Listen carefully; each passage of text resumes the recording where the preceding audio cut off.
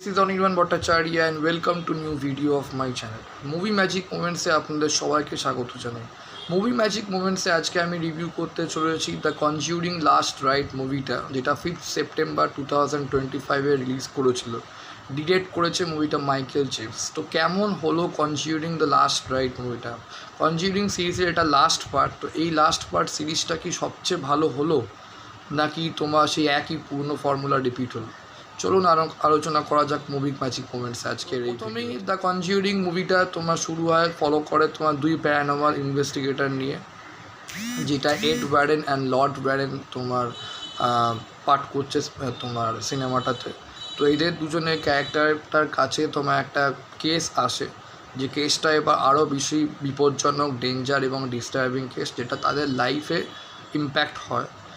স্টোরিটা খুব আস্তে আস্তে তোমার বিল্ড আপ হয়, দেন তারপর মুভিটা টেনশন আস্তে আস্তে বিল্ড আপ করে। মুভিটার স্ট্রং দিক হলো হচ্ছে মুভির অ্যাটমসফিয়ার।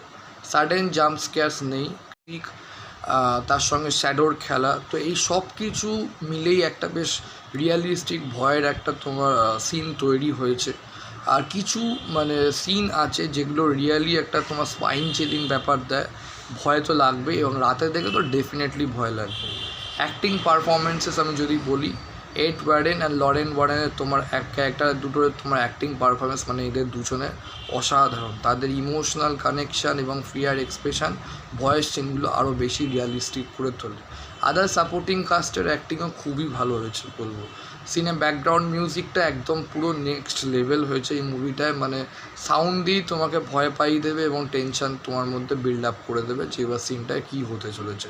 সিনেমাটোগ্রাফিও খুব ভালো, ডার্ক তোমার লাইটিং, টাইট ফ্রেমস, এই সব কিছু জিনিসগুলো দিয়ে সিনটা এত ইন্টেন্স এবং কী হতে চলেছে তোমার মধ্যে ওই টেনশন ব্যাপারটা এবং ভয়াবহ সৃষ্টি হয়, যে তোমার ডেফিনেটলি সিনেমাটা দেখার সময় রিয়ালি ভয় করে।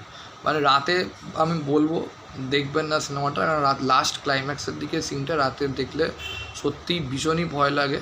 কিন্তু যদি সকালে বা বিকেলে দেখেন আমার মতো, বা দুপুরেও যদি দেখেন, তাহলেও আমি বলবো ডেফিনেটলি ভয় লাগবে। কেন কনজিউরিং সিরিজে আমার কাছে তো এটা খুব সেরা লেগেছে, একদম বেস্ট পার্ট বলবো। একদম খুবই স্ট্রং ক্যারেক্টারগুলো হয়েছে এবং ইমোশনাল ডেপথটা খুব ভালো, হরার অ্যাটমসফিয়ারটা ভীষণ স্ট্রং, বিজিএম খুব ভালো।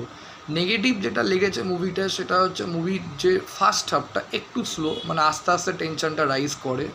আর কিছু সাডেন জাম্প স্কেয়ার আছে যেটা একটুখানি তোমার প্রেডিক্টেবল লাগে। আর মুভিটার ক্লাইম্যাক্সটা আমার মনে হয় ভালো হয়েছে। হরার যথেষ্টই ভয় লাগে বলবো, কিন্তু আর একটু ভয় হতে পারতো। এখানে ওই জাম্প স্কেয়ারটা তো বেশি ভয় পায় মানুষকে, হঠাৎ কী হল তোমার সামনে যদি কিছু লাফিয়ে পড়ে। তো ওই জাম্প স্কেয়ারটা একটু লিটারালি আগের দুটো কনজিউরিংয়ের সিনেমার তুলনায় একটু কম ছিল। তো সেটা আমি মনে করি হয়তো আরেকটু চিলিং ব্যাপারটাকে, ভয়ের ব্যাপারটাকে আরও বাড়িয়ে দিতে পারতো, যদি আরও কয়েকটা সিন এক্সট্রা তোমার ওই জাম্প স্কেয়ার ব্যাপারটা থাকতো। তো এইগুলোই যে আমার একটু নেগেটিভ লেগেছে।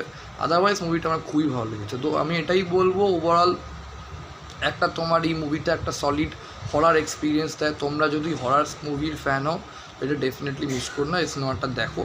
কারণ এটা ওটিটিতে এখন চলেও এসছে, আর খুব শিগগিরই টিভিতেও দিয়ে দেবে। দারুণ একটা কনজিউরিং সিরিজে আমি বলবো এটাই লাস্ট পার্ট, এরপর হয়তো আর হবে না। তো এই মুভিটা আমি বলবো সেরা হয়েছে একদম। আর যদি তোমার আমার ভিডিও ভালো লেগে তাহলে লাইক করো, কমেন্ট করো, শেয়ার করো, এবং চ্যানেলটাকে অবশ্যই সাবস্ক্রাইব করে রাখো এরকম সুন্দর সুন্দর অনেস্ট রিভিউ পেতে মুভি ম্যাজিক মোমেন্টসের কাছ থেকে। Thank you.